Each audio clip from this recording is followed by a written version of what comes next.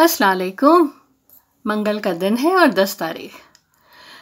موسم آپ کے سامنے آیا ہے، برف باری ہو رہی ہے، ہر طرف برف ہی برف ہے، درجہ حرارت -1 ہے، محسوس -10 اور 11 کے قریب ہو رہا ہے۔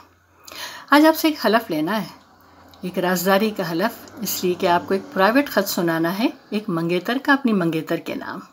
سنیے۔ جناب بھائی صاحب، آپ کا خط ملا۔ میں آپ کو ہرگز خط نہ لکھتی، لیکن پھر خیال آیا کہ آپ کی بہن میری سہیلی ہیں اور کہیں وہ برا نہ مان جائیں۔ وہم و گمان میں بھی نہ آ سکتا تھا کہ کبھی کسی غیر مرد کو خط بھیجوں گی۔ امید کرتی ہوں کہ آئندہ لکھتے وقت اس بات کا خیال رکھیں گے کہ آپ ایک شریف گھرانے کی ایشیائی لڑکی سے مخاطب ہیں۔ احتیاطاً تحریر ہے کہ میرا آپ کو خط لکھنا اس امر کا شاہد ہے کہ ہم لوگ کس قدر وسیع خیالات کے حامل ہیں۔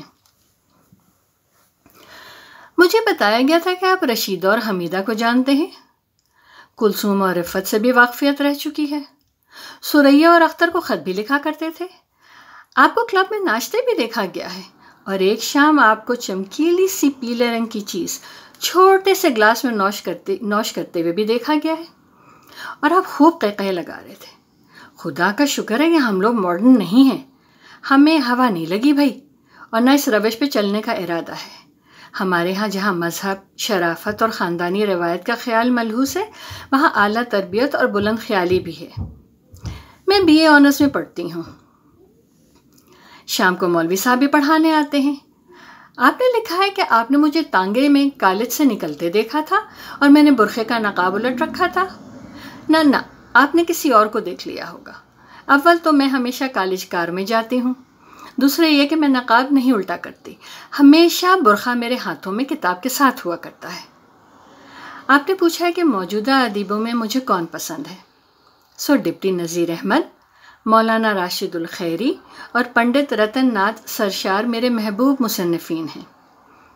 شاعروں میں نذیر اکبر آبادی بڑے مرغوب ہیں۔ خواتین میں ایک صاحبہ بہت پسند ہیں، انہوں نے صرف 2 ناول لکھے ہیں، جن میں جدید اور قدیم زیورات و پارچہ جات، بیاہ شادی کی تمام رسوم اور طرح طرح کے کھانوں کے ذکر کو اس خوبصورتی سے سمو دیا ہے کہ یہ پتہ چلانا مشکل ہے کہ ناول کہاں ہے اور یہ چیزیں کہاں ہیں۔ آپ کی جن کزن کا کہنا ہے کہ انہوں نے مجھے کلب میں دیکھا تھا، ذرا ان سے تو پوچھئے کہ وہ خود وہاں کیا کر رہی تھیں۔ اور یہ جن حمید صاحب کا آپ نے ذکر کیا ہے، کہیں یہ وہی تو نہیں جو گورے سے ہیں، جن کے بال گھنگریالے ہیں اور گاتے بہت اچھا ہیں، روٹتے بہت جلدی ہیں؟ نہیں بھائی، میں انہیں نہیں جانتی اور نہ ہی میں کبھی ان سے ملی ہوں۔ ہاں، مجھے فنون لطیفہ سے بھی دلچسپی ہے، مصوری، بت تراشی، موسیقی، فوٹوگرافی، ان سبوں کی بہت سی کتابیں ابا جان کی لائبریری میں رکھی ہیں۔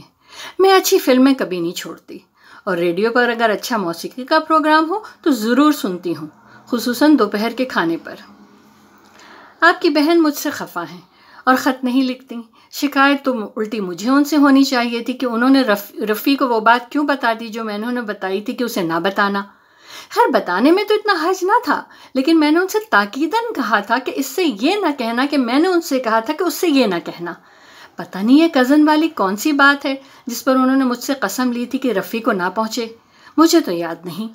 ویسے میری عادت نہیں ہے کہ دانستہ طور پہ کوئی بات کسی اور کو بتاؤں، اب اگر بھولے سے منہ سے نکل جائے تو اور بات ہے۔ خط گھر کے بجائے کالج کے پتے پہ بھیجا کیجیے، اور اپنے نام کی جگہ کوئی فرضی نام لکھ دیجیے تاکہ یوں معلوم ہو جیسے کوئی سہیلی مجھے خط لکھ رہی ہے۔ باقی سب خیریت ہے، فقط آپ کی بہن کی سہیلی، اور اس خط کا ذکر کسی سے بھی مت کیجیے گا، تاکیداً عرض ہے۔ بہت شکریہ، یہ شفیق الرحمان کی کتاب سے اقتباس ہم نے لیا تھا۔ اپنا بہت خیال رکھیے گا، خوش رہیے اور خوش رکھیے۔